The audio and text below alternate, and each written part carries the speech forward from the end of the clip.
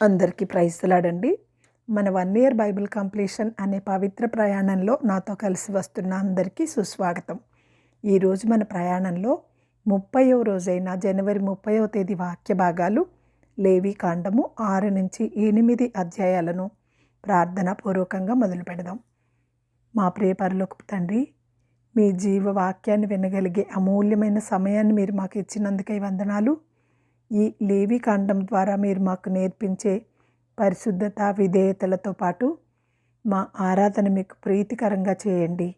ఈ వాక్యాన్ని వింటున్న ప్రతి హృదయాన్ని స్పర్శించి మీ సమాధానాన్ని మాకు దయచేయమని ప్రార్థిస్తున్నాను తండ్రి. ఆమెన్. లేవీయ కాండము 6వ అధ్యాయము. మరియు యెహోవా మోషేకు ఇలాగు సెలవిచ్చెను. ఒకడు యెహోవాకు విరోధముగా ద్రోహము చేసి పాపి అయిన ఎడల, అనగా తనకు అప్పగింపబడిన దానిని గూర్చియే గాని, తాకట్టు ఉంచిన దాని గూర్చియే గాని, దోచుకునిన దాని గూర్చియే గాని, తన పొరుగువానితో బొంకిన ఎడలనేమి, తన పొరుగువాని బలాత్కరించిన ఎడలనేమి, పోయినది తనకు దొరికినప్పుడు దాని గూర్చి బొంకిన ఎడలనేమి, మనుష్యులు వేటిని చేసి పాపులగుదురో వాటన్నిటిలో దేని విషయమైనను అబద్ధ ప్రమాణము చేసిన ఎడలనేమి, అతడు పాపము చేసి అపరాధియగును గనక అతడు తాను దోచుకున్న సొమ్మును గూర్చి గాని, బలాత్కారము చేతను అపహరించిన దాని గూర్చి గాని, తనకు అప్పగించబడిన దాని గూర్చి గాని, పోయి తనకు దొరికిన దాని గూర్చి గాని, దేని గూర్చి అయితే తాను అబద్ధ ప్రమాణము చేసినో దానినంతయు మరలా ఇచ్చుకొనవలెను. ఆ మూలధనమునిచ్చుకొని దానిలో 5వ వంతును తాను అపరాధ పరిహారార్థ బలి అర్పించు దినమున సొత్తుదారునికి ఇచ్చుకొనవలెను. అతడు యెహోవాకు తన అపరాధ విషయంలో నీవు ఏర్పరచుకును వెలకు మందలో నుండి నిర్దోషమైన పొట్టేలును యాజకుని వద్దకు తీసుకొని రావలెను. ఆ యాజకుడు యెహోవా సన్నిధిని అతని నిమిత్తము ప్రాయశ్చిత్తము చేయగా, అతడు అపరాధి అగునట్లు తాను చేసిన వాటినన్నింటిలో ప్రతి దాని విషయమై అతనికి క్షమాపణ కలుగును. మరియు యెహోవా మోషేకు ఇలాగు సెలవిచ్చెను. నీవు అహరోనుతోనూ అతని కుమారులతోనూ ఇట్లనుము, ఇది దహన బలిని గూర్చిన విధి. దహన బలి ద్రవ్యము ఉదయము వరకు రాత్రి అంతయు బలిపీఠము మీద దహించుచుండును. బలిపీఠము మీద అగ్ని దానిని దహించుచుండును. యాజకుడు తన సన్న నార నిలువుటంగి తొడుగుకొని, తన మానమునకు తన నారలాగున తొడుగుకొని, బలిపీఠము మీద అగ్ని దహించు దహన బలి ద్రవ్యపు బూడిదను ఎత్తి బలిపీఠం వద్ద దానిని పోసి, తన వస్త్రములను తీసి వేరు వస్త్రములు ధరించుకొని పాళెము వెలుపలనున్న పవిత్ర స్థలమునకు ఆ బూడిదను తీసుకొని పోవలెను. బలిపీఠము మీద అగ్ని మండుచుండవలెను, అది ఆరిపోకూడదు.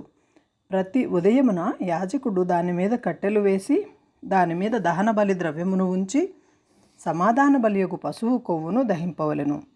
బలిపీఠము మీద అగ్ని నిత్యము మండుచుండవలెను, అది ఆరిపోకూడదు. నైవేద్యమును గూర్చి విధి ఏదనగా, అహరోను కుమారులు యెహోవా సన్నిధిని బలిపీఠమునెదుట దానిని అర్పించవలెను.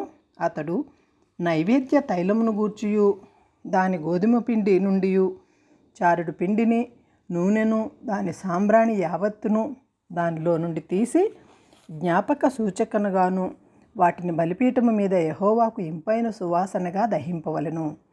దానిలో మిగిలిన దానిని అహరోనును అతని సంతతి వారును తినవలెను. అది పులియనిదిగా పరిశుద్ధ స్థలములో తినవలెను. వారు ప్రత్యక్షపు గుడారము యొక్క ఆవరణలో దానిని తినవలెను. దాని పులియబెట్టి కాల్చవలదు. నా హోమ ద్రవ్యములలో వారికి పాలుగా దానిని ఇచ్చి తిని, పాప పరిహారార్థ బలివలెనును అపరాధ పరిహారార్థ బలివలెనును అది అతి పరిశుద్ధము. అహరోను సంతతిలో ప్రతివాడును దానిని తినవలెను. అది యెహోవా హోమముల విషయంలో మీ తరతరములకు నిత్యమైన కట్టడ. వాటికి తగిన ప్రతి వస్తువు పరిశుద్ధమగును. మరియు యెహోవా మోషేకు ఇలాగు సెలవిచ్చెను. అహరోనుకు అభిషేకము చేసిన దినమున అతడును అతని సంతతి వారును అర్పింపవలసిన అర్పణమేదనగా, ఉదయమున సగము సాయంకాలమున సగము నిత్యమైన నైవేద్యముగా తూమెడ గోధుమ పిండిలో 10వ వంతు పెనుము మీద నూనెలో దానిని కాల్చవలెను. దానిని కాల్చిన తరువాత దానిని తేవలెను. కాల్చిన నైవేద్య భాగములను యెహోవాకు ఇంపైన సువాసనగా అర్పింపవలెను. అతని సంతతి వారిలో అతనికి మారుగా అభిషేకము పొందిన యాజకుడు అలాగుననే అర్పింపవలెను. అది యెహోవా నియమించిన నిత్యమైన కట్టడ. అదంతయు దహింపవలెను. యాజకుడు చేయు ప్రతి నైవేద్యము నిశ్శేషముగా ప్రేల్చబడవలెను. దానిని తినవలదు. మరియు యెహోవా మోషేకు ఇలాగ సెలవిచ్చెను, నీవు అహరోనుకును అతని సంతతి వారికిని ఇలాగు ఆజ్ఞాపించుము. పాప పరిహారార్థ బలిని గూర్చి విధి ఏదనగా, నీవు దహన బలి రూపమైన పశువును వధించు చోట పాప పరిహారార్థ బలి పశువులను యెహోవా సన్నిధిని వధింపవలెను. అది అతి పరిశుద్ధము. పాప పరిహారార్థ బలిగా దానిని నర్పించిన యాజకుడు దానిని తినవలెను. పరిశుద్ధ స్థలమందు అనగా ప్రత్యక్షపు గుడారం యొక్క ఆవరణలోనికే దానిని తేవలెను. దాని మాంసమునకు తగులు ప్రతి వస్తువు ప్రతిష్ఠితమగును. దాని రక్తములోనిది కొంచెమైనను వస్త్రముల మీద ప్రోక్షించిన ఎడల అది దేని మీద ప్రోక్షింపబడనో దానిని పరిశుద్ధ స్థలములో ఉతకవలెను. దాని వండిన మంటి కుండను పగలగొట్టవలెను. దానిని ఇత్తడ పాత్రలో వండిన ఎడల దాని తోమి నీళ్లతో కడుగవలెను. యాజకులలో ప్రతి మగవాడు దానిని తినవలెను. అది అతి పరిశుద్ధము. మరియు పాప పరిహారార్థ బలిగా తేయబడిన ఏ పశువు రక్తములో కొంచెమైనను అతి పరిశుద్ధ స్థలములో ప్రాయశ్చిత్తము చేయుటకై ప్రత్యక్ష గుడారములోనికి తేయబడునో ఆ బలి పశువును తినవలదు. దానిని అగ్నితో కాల్చివేయవలెను. లేవీ కాండము 7వ అధ్యాయము. అపరాధ పరిహారార్థ బలి అతి పరిశుద్ధము. దాని గూర్చిన విధి ఏదనగా, దహన బలి పశువులను వధించు చోట అపరాధ పరిహారార్థ బలి అయిన పశువులను వధించవలేను. బలిపీఠం చుట్టూ దాని రక్తమును ప్రోక్షింపవలెను. దానిలో నుండి దాని కొవ్వంతటిని అనగా దాని కొవ్విన తోకను, దాని అంత్రములలో కొవ్వును, 2 మూత్ర గ్రంథులను, డొక్కలపైననున్న కొవ్వును, మూత్ర గ్రంథుల మీద కొవ్వును, కాలేజము మీద వపను తీసి దానినంతయు అర్పింపవలెను. యాజకుడు యెహోవాకు హోమముగా బలిపీఠము మీద వాటిని దహింపవలెను. అది అపరాధ పరిహారార్థ బలి. యాజకులలో ప్రతి మగవాడు దానిని తినవలెను. అది అతి పరిశుద్ధము. పరిశుద్ధ స్థలములో దానిని తినవలెను. పాప పరిహారార్థ బలిని గూర్చి గాని అపరాధ పరిహారార్థ బలిని గూర్చి గాని విధి ఒక్కటే. ఆ బలి ద్రవ్యము దాని వలన ప్రాయశ్చిత్తము చేయు యాజకుని దగును. ఒకడు తెచ్చిన దహన బలిని ఏ యాజకుడు అర్పించునో ఆ యాజకుడు అర్పించిన దహన బలి పశువు చర్మము అతనిదే. అది అతని దగును. పొయ్యి మీద వండిన ప్రతి నైవేద్యమును కుండలోనే గాని పెనుమ మీదనే గాని కాల్చినది యావత్తును దానిని అర్పించిన యాజకుని దగును. అది అతని దగును. అది నూనె కలిపినదే గాని పొడిదే గాని మీ నైవేద్యములన్నింటినీ అహరోను సంతతి వారు సమముగా పంచుకొనవలెను. ఒకడు యెహోవాకు అర్పించవలసిన సమాధాన బలి గూర్చిన విధి ఏదనగా, వాడు కృతజ్ఞతార్పణముగా దానిని అర్పించినప్పుడు తన కృతజ్ఞతార్పణల రూపమైన బలిగాను, నూనెతో కలిసినవనియు పొంగినవియు పిండి వంటలను, నూనె పూసినవియు పొంగనివియునైన పలచని అప్పడములను, నూనె కలిపి కాల్చిన గోధుమ పిండి వంటలను అర్పింపవలెను. ఆ పిండి వంటలే కాక సమాధాన బలి రూపమైన కృతజ్ఞతాబలి ద్రవ్యమును, పులిసిన రొట్టెలను అర్పణముగా అర్పింపవలెను. మరియు ఆ అర్పణములలో ప్రతి దానిలో నుండి ఒకదాని యెహోవాకు ప్రతిష్ఠార్పణముగా అర్పింపవలెను. అది సమాధాన బలి రక్తమును ప్రోక్షించిన యాజకునిది. అది అతని దగును. సమాధాన బలిగా తాను అర్పించు కృతజ్ఞతా బలి పశువును అర్పించు దినమే దాని మాంసమును తినవలెను. దానిలోనిది ఏదియూ మరునాటికి ఉంచుకొనకూడదు. అతడు అర్పించు బలి మొక్కుబడియే గాని స్వేచ్ఛార్పణయే గాని అయిన ఎడల అతడు దానిని అర్పించిన నాడే తినవలెను. మిగిలినది మరునాడు తినవచ్చును. 3వ నాడు ఆ బలి పశువు మాంసములలో మిగిలిన దానిని అగ్నితో కాల్చివేయవలెను. ఒకడు తన సమాధాన బలి పశువు మాంసములో కొంచెమైనను 3వ నాడు తినిన ఎడల అది అంగీకరింపబడదు. అది అర్పించిన వానికి దహన బలిగా ఎంచబడను. అది హేయము. దాని తినువాడు తన దోష శిక్షను భరించును. అపవిత్రమైన దేనికైనను తగిలిన మాంసము తినకూడదు. అగ్నితో దానిని కాల్చివేయవలెను.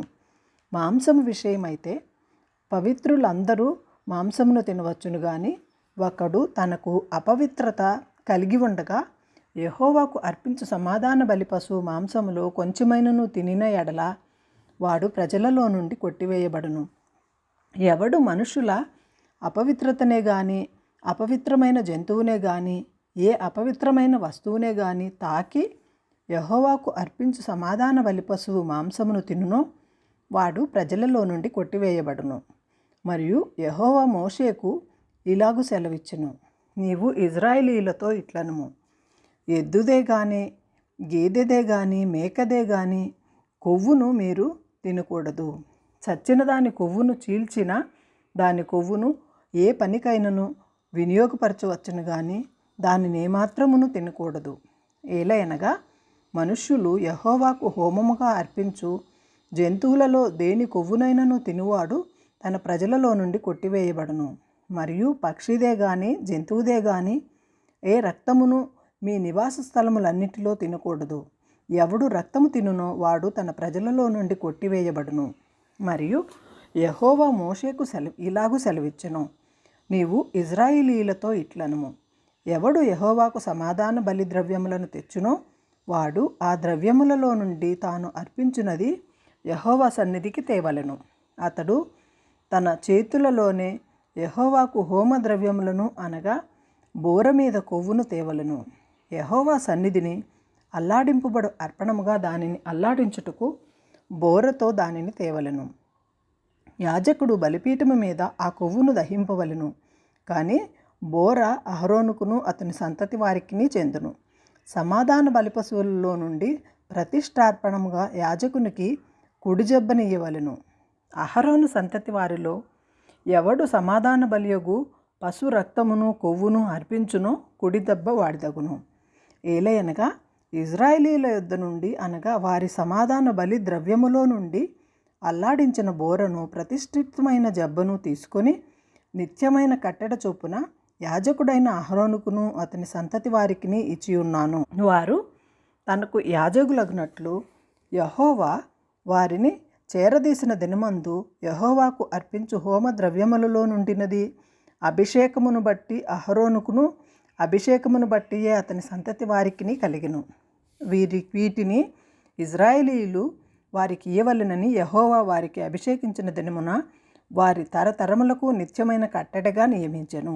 అది దహన బలిని గూర్చిన అపరాధ పరిహారార్థపు బలి నైవేద్యములను గూర్చియు పాప పరిహారార్థ బలిని గూర్చియు అపరాధ పరిహారార్థ బలిని గూర్చియు ప్రతిష్టార్పణమును గూర్చియు సమాధాన బలిని గూర్చియు చేయబడిన విధి. ఇజ్రాయేలీయులు యెహోవాకు అర్పణములు తీసుకుని రావాలనని సీనాయి అరణ్యములో ఆయన ఆజ్ఞాపించిన దినమున యెహోవా సీనాయి కొండ మీద మోషేకు ఇలాగు ఆజ్ఞాపించెను. లేవీ కాండము 8వ అధ్యాయము. మరియు యెహోవా, నీవు అహరోనును అతని కుమారులను వారి వస్త్రములను అభిషేక తైలమును పాప పరిహారార్థ బలి రూపమైన కోడెను 2 పొట్టేళ్లను గంపెడు పొంగని భక్ష్యములను తీసుకొని ప్రత్యక్ష గుడారము యొక్క ద్వారము వద్దకు సర్వ సమాజమును సమకూర్చమనగా యెహోవా మోషేకు ఆజ్ఞాపించినట్లు అతడు చేసెను. సమాజపు ప్రత్యక్ష గుడారము యొక్క ద్వారమునొద్దకు కూడి రాగా మోషే సమాజముతో, చేయవలనని యెహోవా ఆజ్ఞాపించిన కార్యము ఇదే అనెను. అప్పుడు మోషే అహరోనును అతని కుమారులను దగ్గరకు తీసుకుని వచ్చి నీళ్లతో వారికి స్నానము చేయించెను.